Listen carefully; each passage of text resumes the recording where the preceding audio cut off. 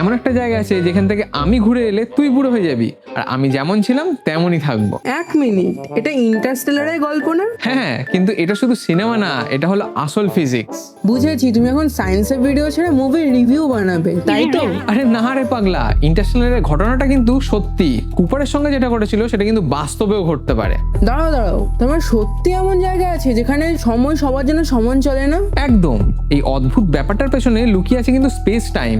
Space time মানে আইনস্টাইনের theory of relativity? আরে এই তো ঠিক ধরেছিস। কিন্তু একটা কথা বলো তো, সময় যদি সবার জন্য একই রকম না হয়, তাহলে তোমার ঘড়িতে আর আমার ঘড়িতে কি আলাদা সময় দেখাবে? মহাবিশ্বের এমন এক জায়গা আছে যেখানে তোর জন্য 1 ঘন্টা কিন্তু আমার জন্য কয়েক বছর।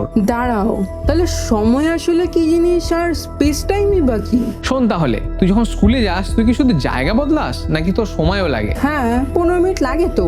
ঠিক, তার মানে তুই দুটোর মধ্যে দিয়ে একসঙ্গে চলছিস, স্পেস আর টাইম। আইনস্টাইন বলেছে এই দুটোকে আলাদা করা যায় না, এই দুটো মিলেই তৈরি করেছে স্পেস টাইম। হ্যাঁ, তুমি যেটা আগের ভিডিওতে বলেছিলে, স্পেস টাইমের চাদরে ভারী কিছু রাখলে সেটা বেঁকে যায়। এক্স্যাক্টলি, এই তো মনে রেখেছিস তাহলে। আর মজার ব্যাপার কি জানিস, যেখানে স্পেস টাইম যত বেশি বেঁকে যায়, গ্র্যাভিটি সেখানে তত বেশি, আর গ্র্যাভিটি যেখানে যত বেশি, সময় সেখানে তত ধীরে চলে। তাহলে কুপারের ব্যাপারটা মিথ্যে ছিল না?